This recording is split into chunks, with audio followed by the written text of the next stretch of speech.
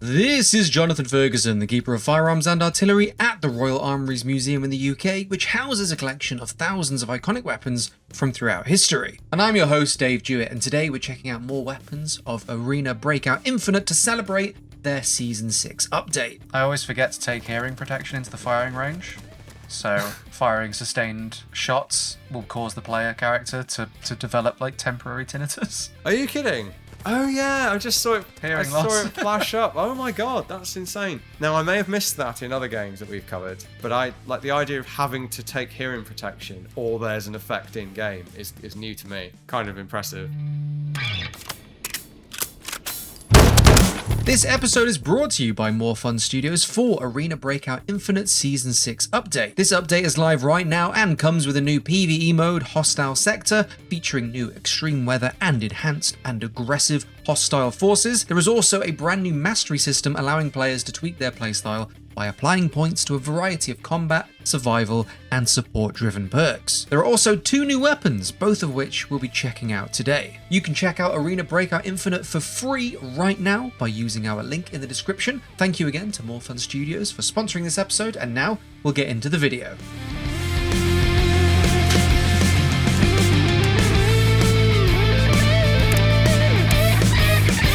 Okay, there's some gunsmithery going on. Yeah.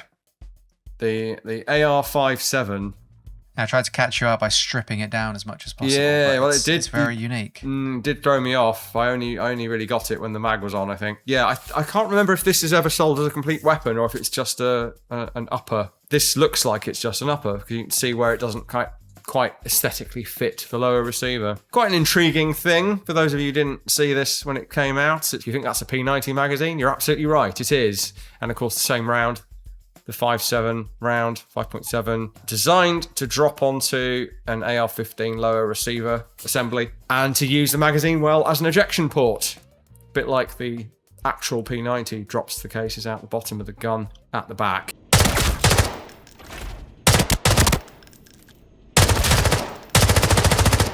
I was playing with the transparent magazine, and I found that you could actually stack different ammunition, so I could have like 10 rounds of one type of ammo, 5 rounds of another, and you could see it in the magazine. It's like green, green, green, blue, blue, red. Oh red, yeah, red. That's cool.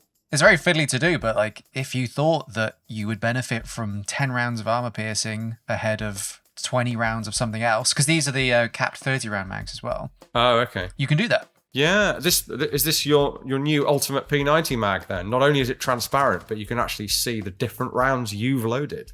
It is cool to see, especially like loaded them in desperation when you're topping them back up. Yeah, I bet. Seeing them reappear. The new benchmark in transparent magazines. I'm always a sucker for transparent mags. So have you run into the same problem of getting your weapons stolen in this as well, as it's another extraction? Well, thankfully, because this is their new PvE mode. Okay. So I actually went in like quite cocky, thinking it's just bots, it's fine, and the difficulty has been ramped up for the bots. So I was getting beaten a few times. But because it's PvE, if another player finds your gun and extracts with it, it gets mailed back to you. Oh, okay. So there's like a nice sort of reward system of helping out your fellow PvE players, of sending your kit back. So they can't choose to keep it then? No, I think they get some reward, but you get the gun back. Finder's fee. Well, that's my kind of lost property box. There's a lot of movement there, isn't there? You see in the way the iron sights are moving around as you shoot. There's quite a lot of drift, if that's the right word. Yeah, a curious thing, but a real thing. Can't help wondering about the polymer magazine lying across top of an increasingly hot barrel, or how the thing would function on a full auto lower. They may have tested that, I don't know, but it's for the made for the civilian market in the US, as far as I know. Advantage, in theory, if you've got the full 50 round mags, slightly more compact weapon with a higher capacity, rather than having to use a drum mag. It definitely has that going for it. Now that, the Hera arms foregrip and buttstock there, it kind of works, doesn't it? Because makes it more like a P90 AR. And you don't have the magazine coming out the bottom to sort of break the lines up as much. And it's quite a sci-fi design, isn't it? So I figured put some more sci-fi gubbins on it. There is something wrong looking about the empty mag. I think the foregrip offsets that a bit. I don't remember. I would have thought the cocking handle, the charging handle being on the right side only. I don't remember that being a thing and therefore a drawback of the real gun. But I guess it is one side only. I suppose from a game perspective, it allows you to plausibly have a longer reload animation to make up for the high capacity of the mag. Yeah, I don't know. I can't recall why I decided to hamstring myself by only using the 30-round magazines, because it would have been much more beneficial for me to use the 50s. You're just that good, Dave. That's what it is. You needed to give the bots an advantage. Yeah, say that while I'm fighting the bots and not the other players later. I can't help noticing, I know we're not here to talk about the grenades, but it's a very casual grenade throw. Like, it's not like, it's like lob, and it goes like 50 feet that way. This is another game that armor is very important, so having a variety of weapons that give you the option to punch through it, you see more and more as you progress through the game, fight harder enemies, harder bots, more well-equipped players. You need those expensive armor-piercing rounds. And I take it you can easily tell the difference when it gets to an AP round versus not. Does it give you any different visual indication other than them falling over? Well, the P90 you'll be able to see it in the magazine, and but as in the rounds are modelled on target. But no, you'll just see them drop a bit faster. Yeah, which is makes sense. I didn't know. I was thinking more in terms of gameplay mechanic of like a different hit marker or something, but I didn't see anything like that, so I figured not. Keep laying down fire.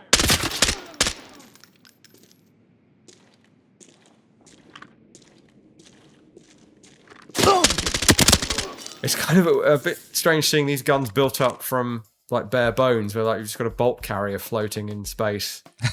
And then there's all sorts going on here. This looks familiar, this bronze thing. Is this CMMG? Yes, CMMG Banshee, or simply Banshee in game. Right. Oh, it's called the Sheed, which is Irish for Banshee, I think.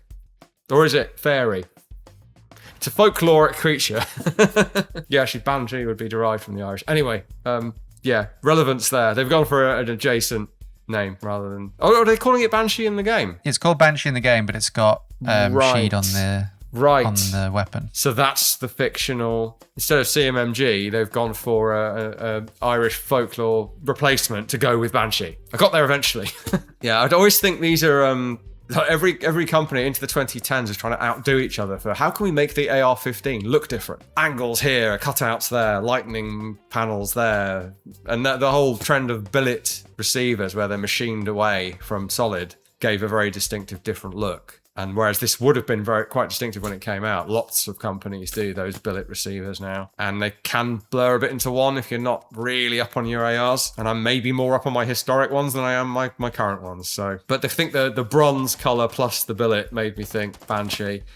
Maybe that angle of that magwell. Well, I put these last two guns together because this one also fires 5.7. So it's like getting 5.7 into an AR platform and two different methods of doing that. Either the AR 5.7 version or the Banshee. Yeah, this is the more conventional method, which is kind of odd in a way because the whole point of the 5.7 round was a compact form factor, PDW. So you essentially shrink down an assault rifle, lots of air quotes today, assault rifle cartridge to sort of miniature proportions, enough that you have the ballistics with a suitable penetrator to go through body armor reliably, but you get it in a much smaller, lighter package with lower recoil. You're still getting the low recoil here, but you're not really getting the smaller form factor. You may as well, in many applications, be running a 10-inch barrel AR in 5.56. Yeah, it's not like 5.7's a magic armor penetrator. You got armor piercing 5.56 that's even better than that. So if you're going to go for the conventional layout with the magazine in the magwell, of the two, not that they're necessarily both the most practically used firearms in history, I would have thought the 5.7 was in theory the better application, but yeah, I don't know. Game-wise, it's great because you've got different calibers, different effects, different visuals. You get that variety without departing from real-world designs. Oh dear, that gold monstrosity to your left there is distracting me. I wondered if you pick up on that. I can't claim that energy this time around. That was just a teammate. Because in the TV station, it's PvPvE, so it's like it's even a harder version of the base game. Okay. And that's when the armor piercing rounds come in very handy because a lot of very geared players will just sort of try and tank some some bullets, so you better have something to punch through their plates. Right. Or, in the case of when I came across some players, they just threw like 30 grenades into the room I was in. Ah, that'll do it. I promise you guys, the gear on my person is not worth the cost of all of these frags. Yeah, war economics. That's an interesting sideways movement of the weapon as the muzzle moves away from contact with walls or whatever. It's rather than going muzzle up or muzzle down, it's like across the body. And that's something I became more and more aware of, especially when fighting indoors, because the longer your weapon is, the earlier that will come into play.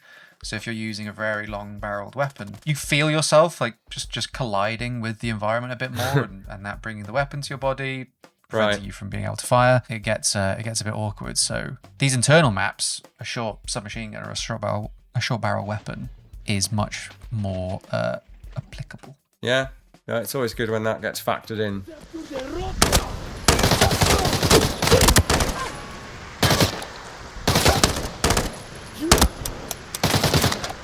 Actually, we have a number of FAMASes, but they're all the same, except for one that's got a 2-2 conversion in it. We don't have a G2, and we don't have a Valorise, we don't have a Felin. Just have the original flavour. Come on, France, sort it out. Come on, whole of France. Yeah, there we go. Exactly as seen on screen. Specifically your screen right now, although there's a muzzle device missing off this one, so let's let it roll. I genuinely might have forgotten to put a muzzle device on. Oh, really? Amusing. We shall see what the effect of that is. Yeah, it still looks sci-fi, doesn't it? 1976, this thing comes into service. Oh, and they've done a good job modelling it as well. You can see that the sort of shell-like lower there, and the lever delay mechanism with the cocking handle on top. Oh no, I put a muzzle device on, thankfully. Okay. This particular example is quite interesting because it's somebody here had a look at it years ago and said, quote, it has clearly had a hard life but has been made to look new. So someone has refurbished it to look more new. I did once put about 100 rounds through one of these, which was interesting. I don't think they've implemented bipods yet, but you can see there is a hole for where a bipod would be on the in-game model. Yeah, that's always confused me with the FAMAS. And I know the British sort of repeated this with the grip pod in Afghanistan, but permanently attached bipod, it's a reasonably light weapon, and you go and put, like, it'd be even more reasonably light if this gubbins wasn't on it. Perhaps some French service people can explain to us what the logic of having a permanently attached bipod was. Because I don't think they ever took it off. In fact, they even curled the legs around the modified upper when they updated the weapon. So they're clearly fans of the bipod and clearly fans of rifle grenades, because that's what this is, allowing you different charges based on where this thing is. Partly giving it its distinctive look. So this looks like a good implementation of this so far, albeit it's missing the bipod. You could remove the bipod assembly if you wanted to. I kind of think it does look better without it. Now the rear sight on this is actually quite funky. That's depicted in the game with the folded up aperture in place, but it does fold down for close quarters, giving you a much bigger ring to more quickly acquire the front sight. I was going to say, I did find the iron sights quite tricky to use, so I quickly added an optic because I was losing people in close quarters, which, as you say, if I was using the close quarters battle sight, then might not have been such an issue. Yeah, it's an interesting bit of kit. I like the rain on the receiver, albeit, does that read like plastic or metal to you, that upper receiver, out of interest? What would you guess? The upper receiver to me read like metal. I'm thinking so too. Now, admittedly, it's quite hard to tell on this as well. But inside the carry handle, you can see it's actually fiberglass. So it's a fiberglass upper and lower with metal insert effectively for the magazine housing and the receiver. The receiver proper is inside essentially a casing. So it's more plasticky than it kind of looks. And I suspect they didn't know that either. But it doesn't. It still looks like the FAMAS, so it does the job. Kind of looks like they think this is metal, though. This portion, and it's not. That's part of the casing. It's a much more plastic weapon than people think. People think G36 is the first kind of plastic-bodied assault rifle. Kind of the FAMAS, really. Don't get me wrong, there's plenty of steel underneath, but there's a lot of kind of empty space and some pretty tough, as far as I can tell, fiberglass. It's not like the early AR-15 handguards that broke if you so much as looked at them. It's quite tough. You mentioned the rain effects. That's one of the things that like always distracts me because I'm like enjoying the look of the weather on the weapon.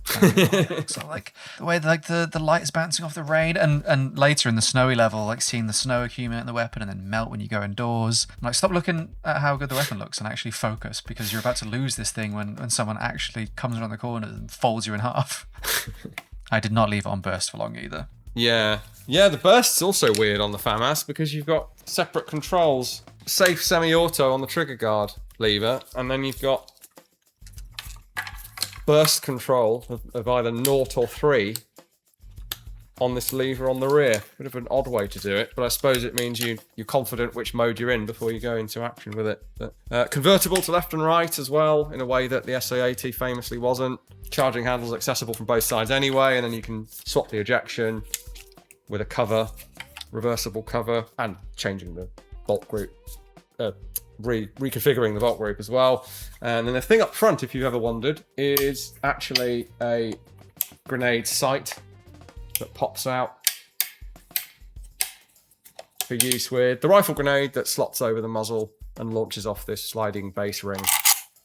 I know I've said I've not been huge on burst weapons in the past, but using the burst did at least have some utility in alerting you to an empty mag. So you see me reload magazines on the fly from like loose ammunition in my inventory. I was consciously trying to keep as many full magazines as possible because I was using that shorter burst as an audio cue to avoid the dead man's click. Interesting.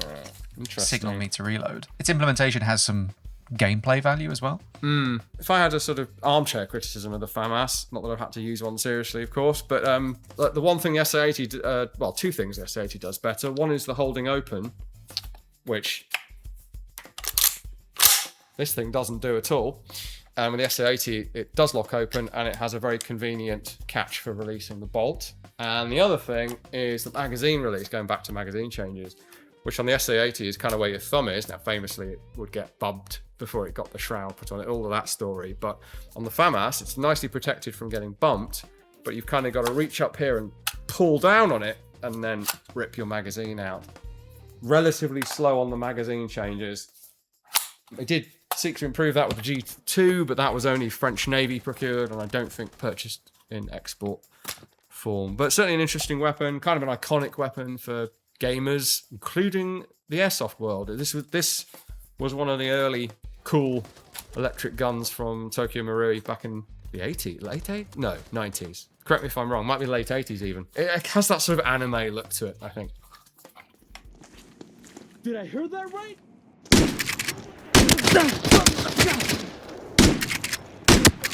Looks like a Marlin 95 to me. Again, we've had that before. I think Jurassic World has a bit to answer for there. It is cool. It blends the old, old West aesthetic with something that looks quite modern, depending on what you do to it. But even the baseline with the coloured woods and the very crisp machined look to it, the stainless steel, and the Marlin bolt on the side even, I think makes it look more advanced than the Winchesters, say. Now, it's typically brought in modern pop culture for big bore rounds, but this seems like it's not. Yeah, this one was 44. 44 Magnum, presumably? The 44 is a very old lever gun cartridge, going back to the 44 Henry in the 1860 Henry rifle. This won't be that. That's a rimfire round, very low power. I mean, 44 ammunition these days is 9 times out of 10 going to be the Magnum round. There is a 44 special round as well, or 44 Smith & Wesson, the original centerfire version, but not likely in this case. But still, even 44 Magnum is a high-end pistol cartridge. It's not 4570 or something like a game round, hunting round. I mean, you can hunt with 44 Magnum, of course you can, but it's not like a bigger game round or really much of an anti-personnel round. I mean, neither is this really an anti-personnel weapon anymore as a lever gun, but it did take a few shots to down anyone, unless I was sneaking a shot between the spaces of their plate carrier and their helmet. It was taking a few rounds. As I say, normally you see guns like this in games, it's because they're slow and old-fashioned, but they're powerful, and that's it's like the Magnum revolver of rifles. That's not the trope that they're invoking here. This is more like make, do, and mend. Kind of, you found a medium game hunting rifle in a shed, and that's what you've got to use. It's like the economy aspect. This is much cheaper, and it's much cheaper to run because of the ammunition. In this economy, it wasn't until I put a big scope and the integral suppressor system on it, but. Yeah, it looks nice. That's the risk you run. I'm enjoying the shine on the steel. We got that extended hammer spur there. It's extended to the side to make it easier to cock. Well, if you've got a scope on there, you can't easily get into manually cock or decock.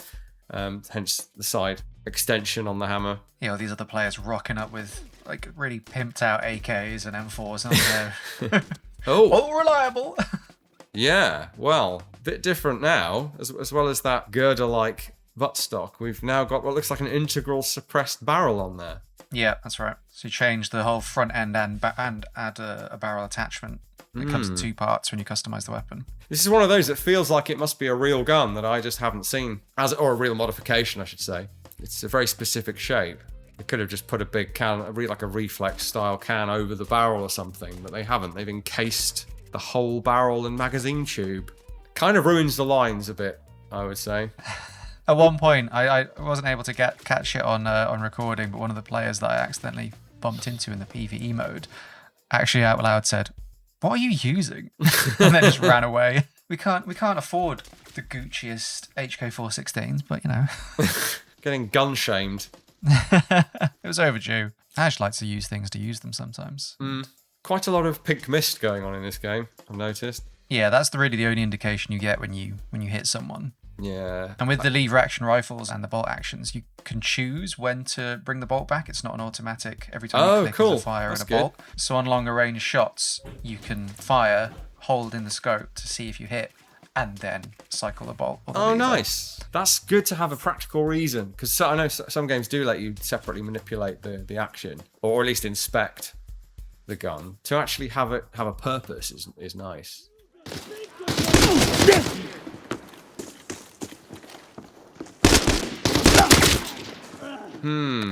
So I would have said this is a slightly off rendition of a Stoner 63, but M96 rings the bell, and the magazine system. So Robinson Arms, who did the XCR, also at one point did a reproduction / modernization of the Stoner 63, at least as a rifle, and I think the top-fed LMG configuration as well. I don't think it took off. Only the cocking handle and the fact it takes AR mags are the real giveaways, without going side by side.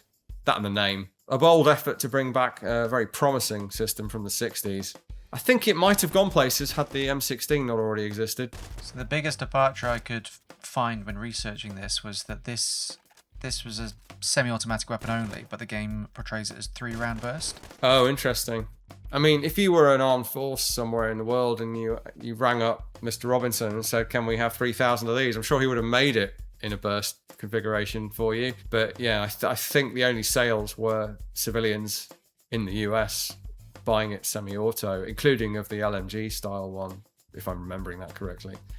Where is the game set? So it takes place on Kimona, which I believe is a sort of isolated, self-sustaining island nation, fictional nation. Okay. Still, that falls into the Jagged Alliance trap of what are all these Gucci modern firearms doing on this developing island nation, or whatever it is in this case. Oh well. If you stick rigidly to what would be available in realistic quantities and realistic configurations with ammunition available and all of that, you'd end up with a very limited pool of weapons. That 10-round magazine was annoying me, so I decided to upgrade to a bigger one. Yeah, it's more than 10.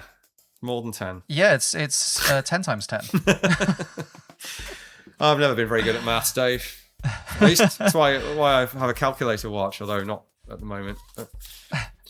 It did mean it took ages to top up those magazines if I ran them into Yeah. match. The advantage being it's a game, so you don't get tired thumbs. I went back and there's like a mastery system now, and one of the perks you can put points into is how fast you can top up magazines. So I went back and added all the points back in to that, Right. and then ran this again because adding 100 rounds of 5.56 to the massive magazine was taking ages. Yeah, try doing it in real life. I actually haven't done it in real life, but 32 rounds by thumb alone in a Sten mag is enough, thanks very much. Does it... I'm guessing it doesn't change the apparent handling of the gun at all. Yes, you lose... Weapons have like an ergonomics rating, and as soon as you put that massive magazine on, you lose 10 points of ergonomics, which makes it sort of slower to bring up to the aim and move with. Right. Yeah, fair enough. I mean, it might keep it more stable for actual shooting, but in terms of handling, it would definitely make it worse. This looks like it's going to be a PP19. God, he's good. Which we've got, but not this. We've got the traditional. This is the -1, 01. The Vityaz, not the Bison, where they clearly thought better of the helical magazine and went for sort of MP5 ski. Sound effects sound on the money so far. Rifles have a bit of a crack to them, bit of punch. Pistol round, like I can tell this is meant to be pistol rounds, so... I always forget to take hearing protection into the firing range. So firing sustained shots will cause the player character to develop like temporary tinnitus. Are you kidding? No, you'll get like, there you go. Oh yeah, I just saw it. Hearing I saw loss. it flash up. Oh my god, that's insane. Now I may have missed that in other games that we've covered, but I like the idea of having to take hearing protection or there's an effect in game is new to me. Kind of impressive. Oh, that stupidly long mag and the solid buttstock and the lack of top. You're trying your hardest, aren't you? Maybe. There's a bit of Picatinny on there. You could have put something on, surely. Yeah, but why would I do that when this is just so much sillier? But I know you at least like, the M16 stock, so I figured I'd put one on a PP19 Vityaz. That's not how that works. I don't want like one of my loved ones' faces cut off and stuck on someone else.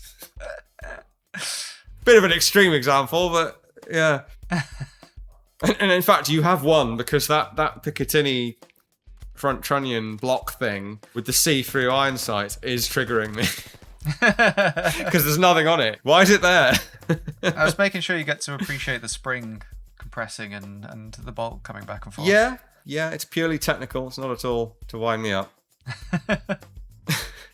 That does look good, to be fair. I have to give them the credit for the lack of for the sort of kinking of the spring and the fact that it moves in a consistent way. That is well done. As if to illustrate the importance of armor, you saw me take a round to the face, but because I'm wearing the big, daft, super armored helmet, that was absolutely fine. It does mean you can't hear as much when people are trying to sneak behind you, but you can take a round to the face and shrug it off, so fair trade. I imagine a few of those and you won't be able to see, though. Oh yeah, I was lucky that it was just in the corner and not directly in front of me. I'm kind of transfixed by it now. I'm looking at it and almost kind of critiquing that and thinking what they actually look like. You should probably be able to see something of the projectile in the center of that crate. It's a nice bit of art, by the way. I like it as a transparency kind of layer or whatever it is, looking like shattered perspex, I guess, or Lexan or whatever this shield is. But yeah, the lead and the copper or whatever it's made from have to go somewhere, and maybe I'd expect something in the middle of it. But it's fine, it's gone now. That would be an interesting way to nerf those as well, because a lot of players run the face masks because you don't want an accidental shot slipping under your helmet. So they're quite powerful. So if they were ever thinking about balancing those face shields, increasing that damage effect, that's a good way of doing it. Yeah, like a sort of darker lump in the middle of the white would make it even harder to see through several of those. We see that a lot in films and TV, actually, where they try to represent bullet strikes on like bulletproof glass or whatever. I suppose it depends what sort of material it is and what the bullet is, but it's not going to kind of fragment and just vaporize into nothing. There'd be something embedded. Oh dear.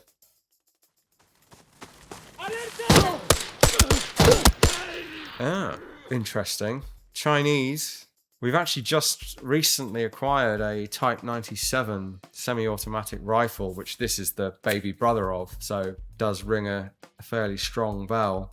This will be the Type 88 LMG, or maybe the semi-automatic equivalent of it. I don't know. But I'm guessing as it's in this game, it's not going to be semi-automatic. Actually, I'm not even sure there is a semi-automatic equivalent of the Type 88. But anyway. This is the marksman rifle equivalent. Oh, okay. So QBU, or Type 88 Marksman Rifle. Yeah, I have a list somewhere of the Chinese prefixes because I keep getting them backwards, but I think that's right. So in theory, this is 5.8 then? Yes, let me double check, because I remember having to buy some specific ammunition for it. The mag looks right for 5.8. 5.8 by 42, yeah. Yeah, good luck getting that in wherever the hell this is.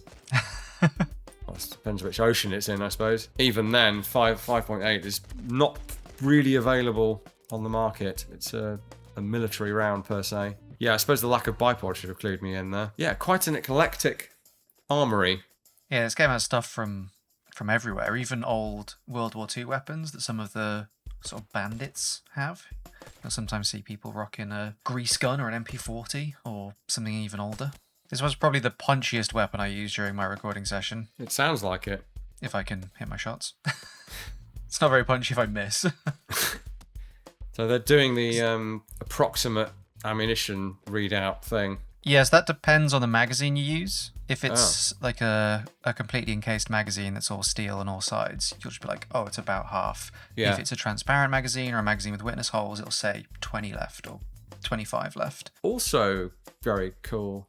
So the more information you'd be able to get from a magazine, the more information the player actually gets. Yeah, because I must admit, that kind of realism nod that we've seen before, where it's like, about this much, and you go, well, hang on, the magazine you're depicting, or at least that would be available to you, would allow you to know exactly how many rounds. So why are we being so vague? And it's like artificial difficulty. So to actually respect the type of magazine you're depicting is a nice detail. Even the individual rounds I was pausing to look at, because I'd not, like, they are represented correctly as far as I can tell. I mean, I've never seen a 5.8 by 42 round before. No, me either. There are some photos online, of course, but getting actual rounds is, well, illegal. So I